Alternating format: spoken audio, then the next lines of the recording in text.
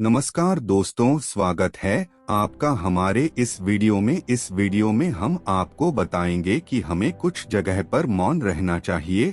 तो चलिए शुरू करते हैं। आज की कहानी। आश्रम के सभी बच्चे जब दूसरे कामों में लगे होते थे तो एक बच्चा एक कोने में बैठा चुपचाप अपने आप में खोया रहता था। वो अक्सर किसी से ज्यादा बात नहीं करता था। आश्रम की सभी जिम्मेदारियां पूरी करने के बाद जहां सभी बच्चे पूरे दिन की घटनाओं की चर्चा करने लगते हैं, वहीं पर वो शांत रहने वाला बच्चा एक बरगद के पेड़ के नीचे बैठकर ध्यान करने लगता। सभी बच्चों को आश्चर्य होता था क्योंकि उसका कोई दोस्त नहीं था। वो अक्सर आश्रम में अकेला ही घूमता रहता था। ये देखकर उसके गुरु को बड़ी प्रसन्नता होती थी। उसे लगता था कि कोई तो है आश्रम में जो मौन यानी कि चुप रहने की ताकत को समझता है, उसके महत्व को समझता है। आश्रम के बारे में जब भी कोई जरूरी निर्णय लेना होता, उसकी राय जरूर लिया करते थे, लेकिन यही बात गुरुजी के एक दूसरे शिष्य को बड़ी खटकती थी। क्योंकि वो गुरुजी का प्रिय शिष्य बनना चाहता था, इसीलिए वो गुरुजी के सामने दूसरे बच्चों के कामों में कुछ न कुछ कमियां निकालता रहता था, जिससे गुरुजी उसे महान समझने लग जाए।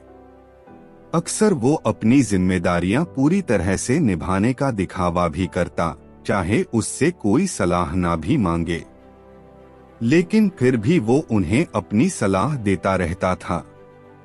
वो बहुत ही बातूनी शिष्य था और आश्रम के दूसरे सभी बच्चों में बहुत प्रसिद्ध भी था, क्योंकि वो सबसे हंसी मजाक करता रहता था। उनसे दिन भर बातें करता रहता था, इसीलिए उसकी सबसे दोस्ती हो गई थी। लेकिन जब आश्रम के गुरु उसकी राय ना लेकर दूसरे बच्चे की राय लेते थे तो ये बात उसे बड़ी खटकती थी। उसे ये लगता था कि वो उस दूसरे बच्चे से ज्यादा बुद्धिमान है, लेकिन गुरुजी फिर भी उसकी तरफदारी करते हैं। ऐसा नहीं था कि गुरुजी को बातूनी शिष्य के स्वभाव के बारे में पता नहीं था, लेकिन गुरुजी उसे अपने तरीके से सीख देना चाहते थे ताकि उसकी ज्यादा बोलने की आदत, दिखावा करने की आदत, दूसरों में कमियां निकालने की आदत हमेशा के लिए खत्म हो जाए और वो मौन रहकर ध्यान की गहराइयों को छुपाए। असल में हर सच्चे गुरु की यही इच्छा होती है। वो किसी तरीके से उस बातूनी शिष्य को एहसास कराना चाहते थे कि चुप रहने से ही उसे असीम सत्य को जाना जा सकता है। उस विराट का एहसास चुप होकर ही किया जा सकता है। एक दिन गुरुजी को एक तरीका सूझा। उन्होंने आश्रम के सभी बच्चों को अपने पास बुलाया और कहा कि मैं तुम सभी को दो दो हिस्सों में बांटकर अलग अलग गांवों में भिक्षा मांगने के लिए भेज रहा हूं, और जो भी दो बच्चे सबसे ज्यादा भिक्षा मांगकर लाएंगे, उन दोनों को आश्रम की सभी जिम्मेदारियां निभाने का मौका दिया जाएगा।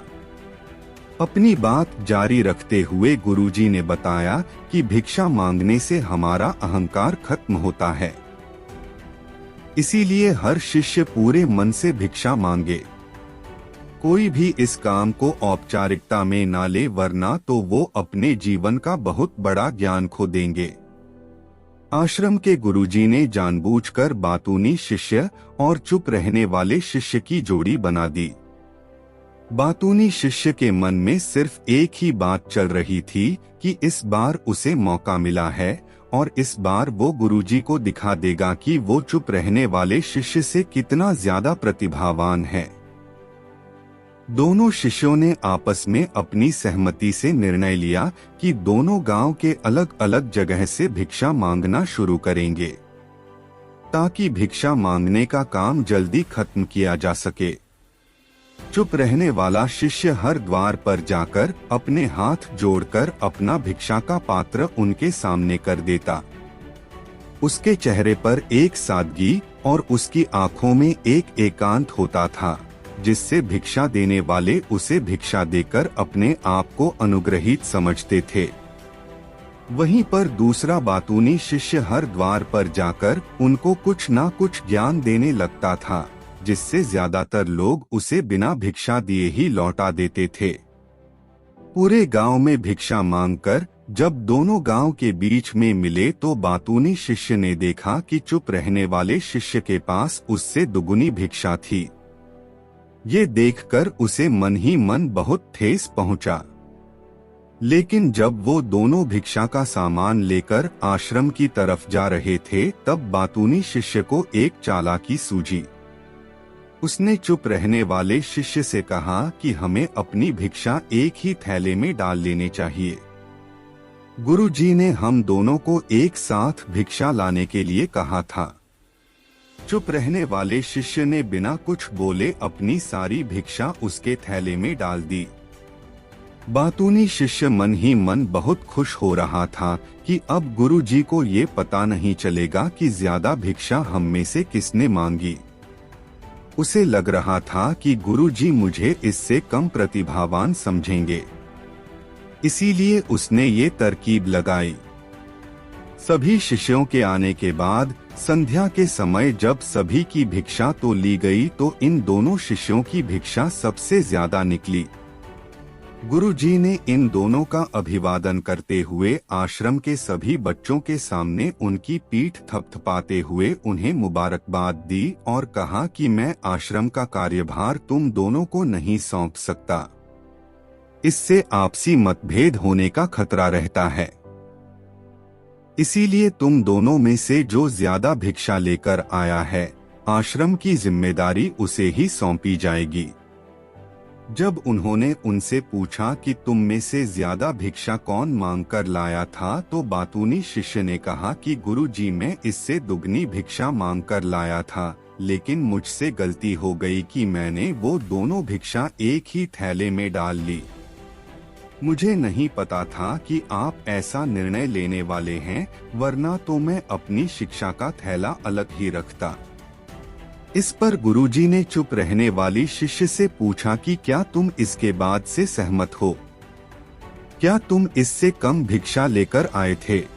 ये सुनकर चुप रहने वाले शिष्य ने कहा कि गुरुजी मेरे पास ऐसा कोई साधन नहीं है जिससे मैं ये साबित कर पाऊं कि मैं इससे ज्यादा भिक्षा लेकर आया था। असल में ये उल्टा बोल रहा है, दुगनी भिक्षा मैं लेकर आया था, ये मुझसे आधी भिक्षा लेकर आया था और इसी ने ही मुझसे भिक्षा एक थैले में डालने की बात कही थी। आश्रम से कुछ दूरी पर एक पहाड़ी थी जिसके पीछे सूरज अभी अभी संध्या के समय ढल रहा था। गुरुजी को तो पता था कि सच कौन बोल रहा है, लेकिन बाकी बच्चों के सामने सच साबित करने के लिए उन्होंने उन दोनों से एक सवाल पूछा कि पीछे पहाड़ी पर तुम्हें क्या दिखाई दे रहा है? यह सुनकर वाचाल शिष्य झट से बोल पड़ा कि गुरुजी पहाड़ी के पीछे सूरज अपना रंग बिखेर रहा है। आसमान में लालिमा छाई हुई है। ये बहुत ही सुंदर दृश्य है। वो तो और भी बहुत कुछ कहना चाहता था, लेकिन गुरुजी ने उसे चुप करते हुए दूसरे शिष्य से जवाब जानने के लिए जब उसकी तरफ देखा तो उसकी आंखों में आंसू भरे हुए थे। श्रद्धा, भक्ति और प्रेम से उसकी आंखें भर आई थी। गुरुजी को उससे पूछने की जरूरत ही नहीं पड़ी। गुरुजी ने सभी बच्चों को संबोधित करते हुए कहा कि मैंने सवाल किया था कि पहाड़ी के पीछे तुम्हें क्या दिखाई दे रहा है।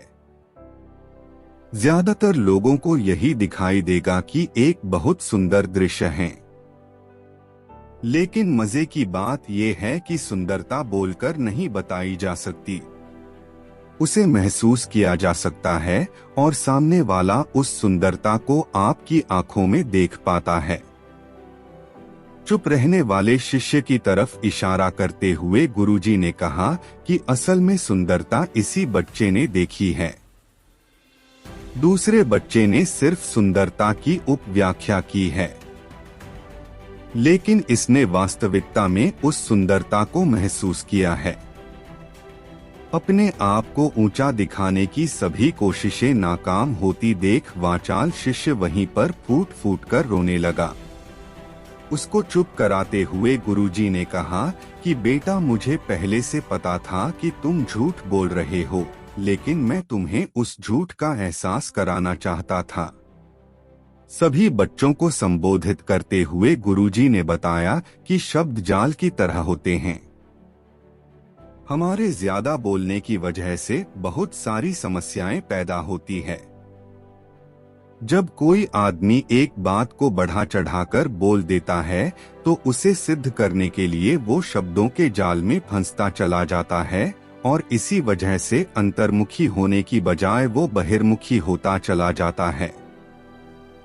वहीं पर जिस भी व्यक्ति को अपनी अंतर यात्रा करनी होती है उसे सबसे पहले चुप रहना सीखना होता है। जरूरत से ज्यादा बोलना या फिर हर वक्त बोलते ही रहना, ये सब हमारी अंतर यात्रा में बाधा बन जाती है।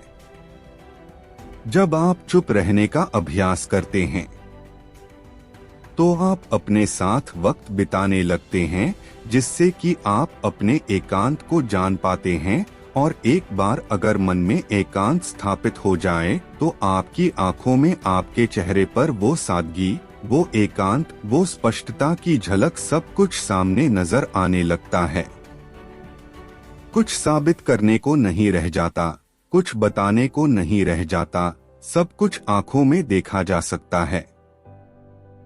चुप रहने वाले शिष्य की तरफ इशारा करते हुए गुरुजी ने कहा कि अभी जो दृश्य है इस बच्चे ने देखा, वो ज्यादा बोलने वाला आदमी कभी नहीं देख पाएगा।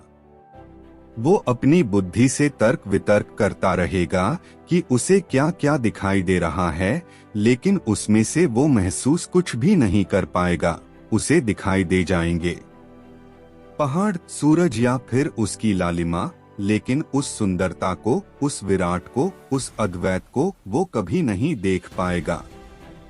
अगर चुप रहने की कला सीखनी है तो तुम्हें सबसे पहले एक बात ध्यान रखनी होगी कि तुम्हें किसी को भी प्रभावित करने की कोशिश नहीं करनी है।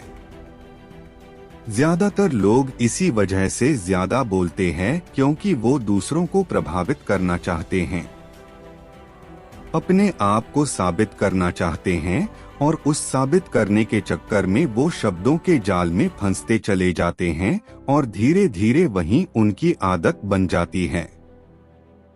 अगर कोई व्यक्ति दूसरों को प्रभावित करना चाहता है तो वो कितने लोगों को प्रभावित कर पाएगा? उसकी ये भूख बढ़ती जाएगी और वहीं संसार में सभी को कभी भी प्रभावित नहीं कर पाएगा।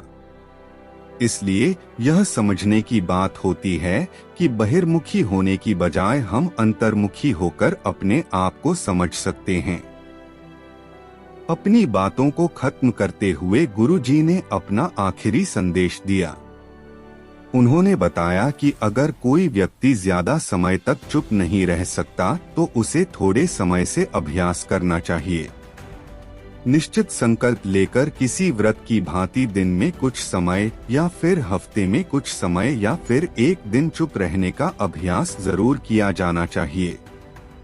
इससे हमारी चुप रहने की आदत धीरे धीरे खुद ब खुद पनपने लगती है, क्योंकि एक बार जब हम चुप रहने लगते हैं तो हमें चुप रहने का आनंद पता चल जाता है। उसके बाद हमें प्रयास नहीं करना पड़ता, बल्कि हमारा मन आनंद की तरफ अपने आप बढ़ता चला जाता है। चुप रहने की कला सीखने के बाद आपकी बुद्धिमानी और आपकी स्पष्टता दोनों में बहुत ज्यादा फायदा होगा। वास्तविकता में जिसे दर्शन कहते हैं वो मौन रहकर ही किया जा सकता है। इसके बाद सभी बच्चों से कुछ समय चुप रहने का संकल्प लेकर गुरुजी ने अपनी बात खत्म कर दी और सभी बच्चे रात्रि का भोजन करने के लिए एक साथ भोजन कक्ष में पहुंच गए। तो दोस्तों, कैसी लगी ये कहानी आपको कमेंट सेक्शन में जरूर बताना।